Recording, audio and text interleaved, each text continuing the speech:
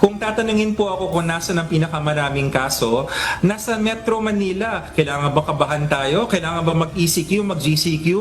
Hindi po. Noong nakaraang linggo, sunod-sunod ang mga syudad, munisipalidad o probinsya na nag-aanunsyo ng mga kaso ng Mpox na ikinababahala ng publiko dahil sa takot na magkaroon uli ng hawaan.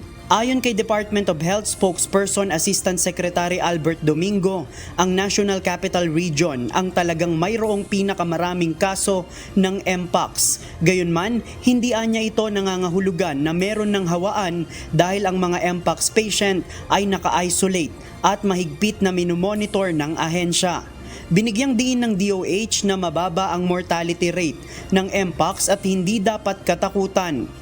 Hindi ho siya delikado, hindi siya nakamamatay, hindi siya airborne. Kaya lang siya nag-headline dahil mas maraming LGU ang nagre-report at magandang balita po yan dahil ibig sabihin mas mabilis ang ating testing at kaya nating tukuyin kung meron tayong Mpox at na-isolate sila kagad so hindi ito kumakalat. Dagdag pa ni Asek Domingo, may mga gamot na ng Mpox sa bansa pero para lamang sa mga severe cases.